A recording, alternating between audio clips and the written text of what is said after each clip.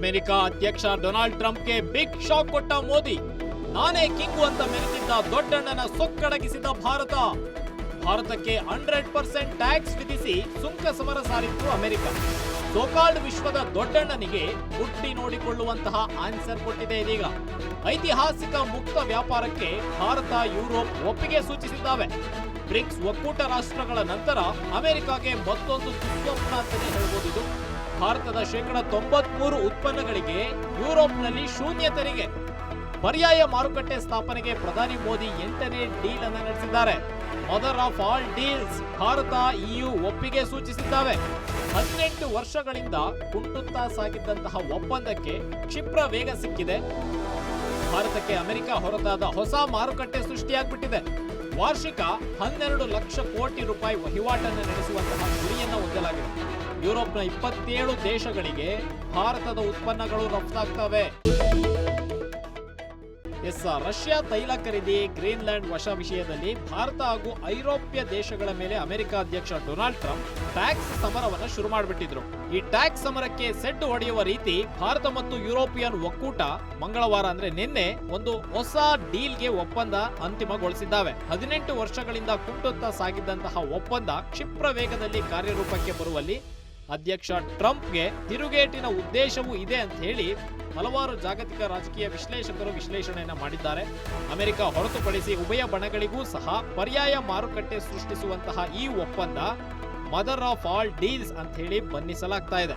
ಜೊತೆಗೆ ಅಮೆರಿಕದ ತೆರಿಗೆ ನೀತಿಯಿಂದ ಸಂಕಷ್ಟಕ್ಕೆ ಸಿಲುಕಿರುವ ಭಾರತ ಮತ್ತು ಯುರೋಪ್ನ ಹಲವು ರಾಷ್ಟ್ರಗಳ ಆರ್ಥಿಕತೆಗೆ ಈ ಒಪ್ಪಂದ ನವ ಚೈತನ್ಯ ನೀಡುವ ನಿರೀಕ್ಷೆ ವ್ಯಕ್ತಪಡಿಸಲಾಗ್ತಾ ಇದೆ.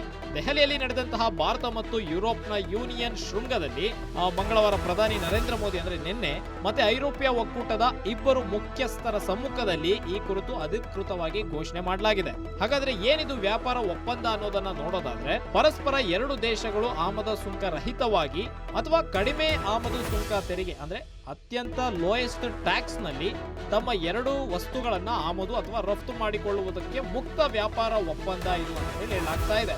ಯಾವುದೇ ಪ್ರಾಡಕ್ಟ್, ಇಂಡಿಯಾ ಪ್ರಾಡಕ್ಟ್ ಆಗಿರ್ಬೋದು ಅಥವಾ ಯುರೋಪ್ ಪ್ರಾಡಕ್ಟ್ ಆಗಿರ್ಬೋದು, ಇಲ್ಲಿಂದ ಅಲ್ಲಿಗೆ ಎಕ್ಸ್ಪೋರ್ಟ್ ಅಥವಾ ಅಲ್ಲಿಂದ ಇಲ್ಲಿಗೆ ಇಂಪೋರ್ಟ್, ಇವೆರಡಕ್ಕೂ ಸಹ ಟ್ಯಾಕ್ಸ್ ತೀರಾ ಕಡಿಮೆ ಇರುವಂತಹ ಒಪ್ಪಂದ, ಮುಕ್ತ ವ್ಯಾಪಾರಕ್ಕೆ ಈ ಒಂದು ಮದರ್ ಆಫ್ ಆಲ್ ಡೀಲ್ಸ್ ಒಪ್ಪಂದದ ಮೂಲಕ ಟ್ರಂಪ್ಗೆ ತಿರುಗೇಟು ನೀಡುವಲ್ಲಿ ಪ್ರಧಾನಿ ನರೇಂದ್ರ ಮೋದಿ ಅವರು ಮಹತ್ವದ ಹೆಜ್ಜೆಯನ್ನ ಇಟ್ಟಿದ್ದಾರೆ.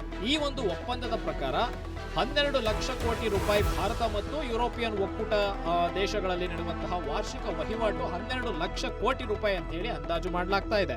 ಈ ಒಂದು ಒಪ್ಪಂದ ಜಾರಿ ಬಳಿಕ ವಾರ್ಷಿಕ ಭಾರತಕ್ಕೆ 45,000 ಕೋಟಿ ರೂಪಾಯಿ ಭಾರತಕ್ಕೆ ಹಣ ಉಳಿತಾಯ ಆಗುತ್ತೆ. ಜೊತೆಗೆ ಯುರೋಪ್ನ 27 ದೇಶಗಳಿಗೆ ಭಾರತದ ಉತ್ಪನ್ನಗಳನ್ನ ರಫ್ತು ಮಾಡೋದಕ್ಕೆ ಮುಕ್ತ ಅವಕಾಶವನ್ನ ಈ ಒಂದು ಒಪ್ಪಂದ ಕಲ್ಪಿಸಿಕೊಟ್ಟಿದೆ.